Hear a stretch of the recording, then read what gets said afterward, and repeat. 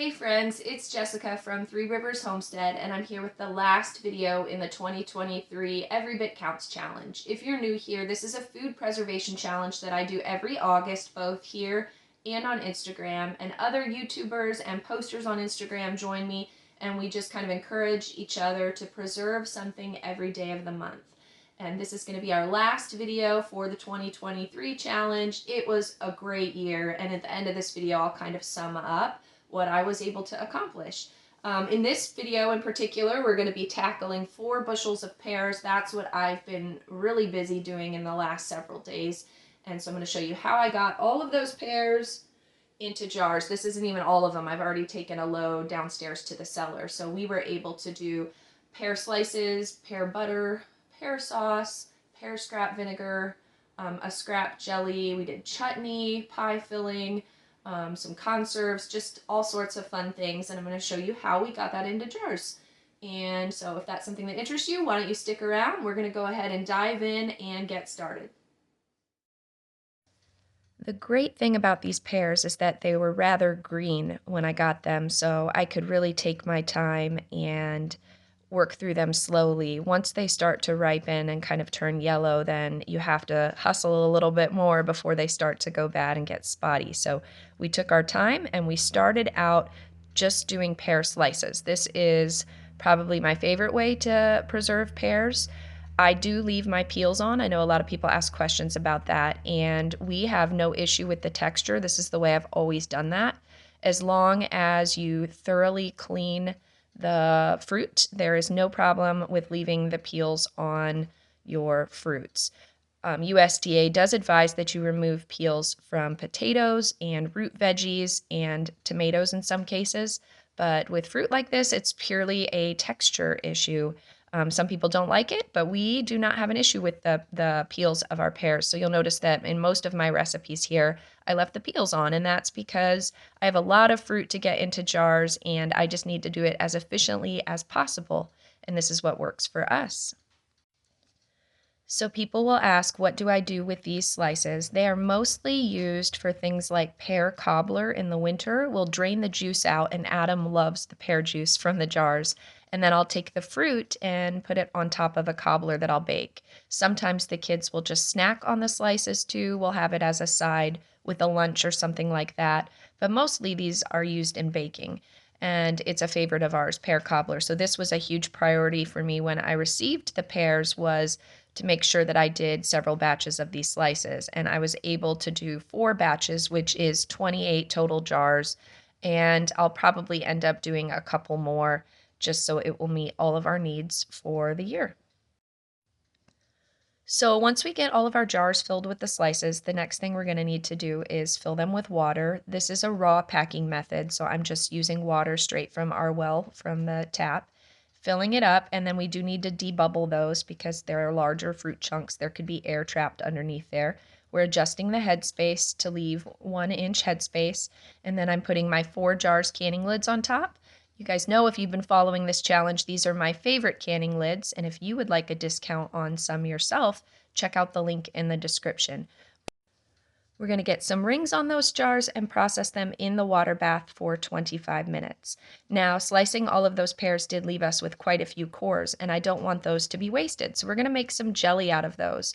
All I'm doing is removing the tops and bottoms of each core just so that the stems of the fruit and the blossom end aren't boiling in the mix as I'm making my jelly. I have enough scraps here that I can do that. And then we fed the tops and bottoms to the chickens, filled that pot with the cores with some water. It was approximately 4 cups of water. And we went ahead and simmered that on the stove for maybe 15 minutes or so, just enough to get a nice thick pear juice out of that water mixture. Now, the next thing I need to do is measure out how much juice I have. Like I said, I started with a little more than 4 cups. I want approximately 4 cups to make a batch of jelly. And then to that, I'm adding 1/4 a cup of lemon juice. And then this is Sure-Jell. I typically don't can with this, but I mentioned in my last video that I found some packages of this when I was redoing my pantry, so we're not going to waste it and we're going to use it. I'm whisking in 1 package of that pectin into the juice and lemon juice mixture, and then we're going to get that back on the stove to boiling. I'm just going to put it right back into the pot from which the juice came. And then, as I mentioned, that'll go back on the stove. We want to get it to boiling. And then in the meantime, we need to make our sugar mixture here. I have 5 cups of sugar, and I'm adding a little bit of vanilla extract because I think that will pair well with the pears. Haha. And once that came to boiling, now we can add the sugar. So we're going to mix that sugar in, and then we're going to put it back on the stove. And with the sugar, it needs to come to boiling again for at least a minute. That's really important in getting your jelly to set. You'll notice that that is almost like a thick syrup after it boils for a minute, and that's how you want it. It will set once it cools after the canning process. So we're going to go ahead and fill our pint jars here with this scrap jelly, and this is wonderful. We're getting a food product out of what would otherwise be waste in those cores. I just had a little bit there that I'm putting in the fridge to use later that day. We're going to get those sticky rims of the jars all wiped up and clean, just checking for cracks. And then we're going to get our lids on, and then these are going to process in the water bath for 10 minutes. We have a wonderful vanilla pear scrap jelly made essentially from what would otherwise be food waste. All right, moving on to the next project. I've made a lot of pear sauce, and the process for that is the same as making applesauce, and I've done lots of videos on that before, so I'll link one in the description for you. But we're going to also make pear butter. So I just cooked the pears down, and I am blending it into a sauce just like you would with apples. Once again, I'm leaving my peels on. It's just extra nutrition. And when you blend it with this immersion blender, you don't even notice the peels. It leaves a nice, smooth pear sauce. And I decided, since it was getting late in the day, I would put that pear sauce in my crock pot to cook down overnight and thicken. Then the next day, I poured it back onto a pot to put on the stove while we did school, and you can see it's really starting to thicken up. And throughout the day, as we were doing our schoolwork, I would just take a moment to come in and stir it to make sure it's not sticking. And then this is kind of how it ended up. We're going to add 1 cup of sugar to that really thick pear sauce. This is going to end up being pear butter. Pear butter is just like apple butter or peach butter. It's a spreadable fruit item that you can use kind of like jam or jelly. I like to season mine with a little bit of cinnamon. You can do nutmeg, allspice, anything like that makes a really tasty fruit butter. I did decide to hit it with the immersion blender again because I had a few chunks in there that I didn't get the first time, and I wanted it super smooth and thick. And now we're just going to fill our jars just like you would with an applesauce here, and we're going to process these little jars for 10 minutes in the water bath. So I have done apple butter, pear butter, and peach butter so far this year, and I feel like our needs are now met for spreadable fruit butters for the year. Very excited about that. On to the next project. I've canned slices and jelly and now butter, and the next thing I want to do is pie filling. We absolutely love pear pie. I don't know if you've ever tried it. It's, a lot like apple pie. I use the same recipe that I used for my apple pie filling and my peach pie filling. We just do it with pears. And I tend to cut the fruit a little differently. As you can see, I'm kind of chunking it up into little cubes instead of doing slices like I would with peaches or apples. And I do prefer to use green pears for this process. I find that if I use overly ripe pears, it just kind of becomes mushy and turns into more of a sauce. But if you can slices and pie filling with greener pears, the texture is much better in your final result. The canning process will soften the fruit, but it won't be overly soft. So I filled my jars here. I'm doing 7 quarts, which is 1 batch for my canner with all of the slices. Now we're going to make our goo for the pie filling, and you guys have seen me do this with apples and peaches as well. It's 9.5 cups of water, and to that I add 4.5 cups of sugar. We add 1 cup of arrowroot powder. You could use clear gel or whatever thickening agent you like to add to your pie filling. I feel comfortable using arrowroot. Some other people don't because that isn't a USDA approved method. To that we add 1/4 cup lemon juice, and I'm sprinkling in some cinnamon. Whatever pie spices you like, you could add at this point. And to that, we're just going to stir it up, add a little bit of salt, and we're going to get this on the stove, and it's through the heating process on the stove that really starts to thicken up. You do just have to make sure while it's on the stove that you stir it so that nothing sticks to the bottom. It only took about 10 minutes, and once we were done, we were able to start filling our jars with the goo. And I just pour it right over the fruit, and it will slowly sink down and fill the spaces in between the fruit chunks. And you will kind of have to go back again and fill a little more. The goal is to have 1 inch head space. I'm sorry. So spread that throughout the jars. Get a little chopstick or something and debubble your jars to make sure you've maintained that inch head space. Wipe those sticky rims so that you don't have any seal failures. Pie filling is very known for seal failures because if you have any kind of siphoning or anything gets under those lids, it is going to affect your seal. These are going to process for 25 minutes in the water bath. To prevent siphoning, I always tell people to let the jars cool in the water bath for at least 10-15 minutes before you pull them out, because any kind of extreme temperature difference will cause that goo to start siphoning out of the jar. All right, on to the next project. This is the cookbook that we're using. This is the Pomona's Pectin cookbook. I mentioned I rarely use Sure Gel. I prefer to do my canning with Pomona's Pectin. It's a low sugar pectin, and this cookbook has a lot of wonderful recipes. So we are going to do the pear, cranberry, and crystallized ginger conserve recipe that's in this book. I need to weigh out my pears here. I need 2 pounds of pears, and I'm slicing them much like I did for the apple pie filling. I'm just kind of cubing them, and our goal is to have these kind of cook down and soften a little bit, but we want this to be a spreadable conserve. The difference between a conserve and other spreadable fruit items is a conserve is when you take 2 or more fruits and combine them together, and you typically spice them up. So we are going to add cranberries to this to these pears, and that's what makes this a conserve. So I'm using frozen cranberries. You could use dried cranberries if you wanted to. Approximately 1 cup of cranberries. I'm doing 1/4 a cup of ginger. We're also going to do about 1/2 cup of slivered almonds. I just took whole almonds and blended them up in my little hand blender there. To that, I'm adding 1 cup of water, 1/2 cup of lemon juice, and then because it's Pomona's pectin, I need to add 4 teaspoons of calcium water. Pomona's pectin is activated by calcium. That's what gets it to gel and set into a spreadable item. And so I add that calcium water. The Pomona's pectin comes with a packet of dried calcium, and you make the water mixture and add it to your items as you're canning them.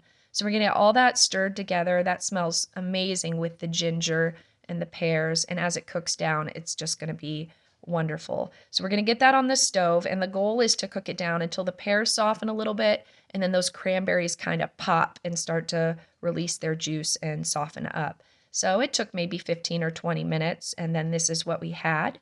To that now we need to add our sugar. We have 1 cup of sugar, and I'm adding 4 teaspoons of the Pomona's pectin. We're going to mix those 2 items together thoroughly so we don't have chunks of pectin poured into this hot mixture. It can clump up if you do that, so you want to very slowly stir the sugar and pectin into your hot mixture so you get a better texture without any pectin clumps. Now, just like with the jelly earlier, we put that back on the stove, let it boil for a minute, and then we can fill our jars here. This is going to make us 4 pints, and that's a great amount. It will just be a treat that we'll have around holiday times, just something special. So I'm only doing 1 batch. And then these will process in the water bath canner for just 10 minutes. And I think this will be lovely with like turkey or some homemade bread, maybe for our Thanksgiving meal. Every year I like to try a few new recipes just to see if I like new things, and this was one of those. I've never tasted it, but I know it smells amazing, and I think we're really going to like it. I'll let you know later on when we use it. Okay, another recipe that we're going to get started with.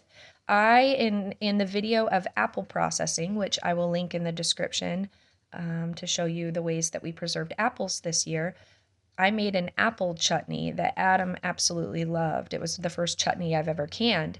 And so I thought I was looking through the Ball canning book for some ideas for new recipes for pears, and I saw that there was a pear chutney recipe in my Ball Blue Book. And so I figured I would make it because maybe Adam would like it as much as the apple chutney. But I didn't want to commit to a full batch. The recipe called for double what I'm showing you here. I just decided to have the recipe just to try it in case we don't like it. I didn't want to have extra jars, just wasting space on the shelves. So I needed 8 cups of chopped pears, which is 2 quarts, and I'm just cutting them much like I did for the conserves that I just showed you. Now to that, I added 1 cup of sugar, and it called for brown sugar, and I don't have any in the house, so I'm just adding a little bit of blackstrap molasses there. We'll stir that around, and that will taste just like brown sugar. It gets the job done. We're just going to kind of mix that around, and next we're going to add our other ingredients. So to this chutney, we need raisins. I'm going to do a 1/2 cup of raisins. We also need 1/2 cup of onions. I'm just slicing up some of our homegrown onions that I have sitting here. And it called for sweet red peppers. I don't have any. I have green pepper though, and that's what I did with my apple chutney, and it worked great. So 1/2 cup of sliced green peppers. Now I'm adding 2 tablespoons of mustard seed, getting all of that stirred together. We're going to add 1 tablespoon of ginger juice. You could use fresh ginger if you had it available. I'm just using this ginger juice. We're going to do 1 teaspoon of allspice, 1 teaspoon of curry powder, 1 teaspoon of salt, and I'm chopping up 1 cayenne pepper for a little bit of spice. Going to get that all mixed together, and then 1 clove of garlic that is minced. We're going to add 2 cups of vinegar, and that vinegar is what is going to make this safe to water bath can. So getting that on the stove, letting it all simmer down, and then once we have it to the desired texture, you want those pears to be softened, we're going to go ahead and fill our jars here, and we ended up with 4 pints of this chutney, which is a great little amount to try out this year. And as I mentioned, I want to see which one Adam prefers. So this is going to go into the water bath canner for 10 minutes. So a lot of cores are beginning to accumulate again. And so just like with the apples in the video in the description about apples that I'm going to share with you, we are going to do the same thing with pears. So I need to fill a glass gallon jar halfway with the pear cores. I'm just preparing them in the same way I did for the jelly earlier in this video. And we are going to make pear scrap vinegar. So to those cores, I'm going to add 1 cup of sugar, and then I'm going to add a mother from a previous batch of vinegar. Now, if you don't have a mother, that's okay. You can still do this. It's just going to take a little longer for this first ferment to happen. It might take a month or so for your solution here that you're preparing to be ready to move on to the second step I'm going to show you. If you have that mother, this will typically only take about 2 weeks. So I filled the jar with the mother, the sugar, and the pear cores the rest of the way with water. And then it's going to sit up covered for about 2 weeks. And then this is what it'll look like. These are our apples we did 2.5 weeks ago. Now, all of that sediment on the top is just fine. There is no harmful mold or anything growing in this. What we're going to do is strain out the solids. That was our first ferment that we did with the cores. And if you smell it, it smells pretty acidic. It smells like vinegar already, but it doesn't quite have the tang and acidity that you truly want in a vinegar. So it needs to do a second ferment without the solids. I pulled out that mother and went ahead and added it to the jar because it will be helpful. And what we're going to do is cover these with coffee filters, and then we're going to put them back up where they were sitting before and let them ferment for another maybe 3 to 4 months. I've done it up to 6 months. You can just test it, taste it after a couple months and see where it's at. And when it gets to the desired taste, it will be ready to go. And then you'll put a solid lid on the top for storage. But for this first ferment for these pears, I'm putting a coffee filter on, and then we will move on to that second step I just showed you in a couple weeks.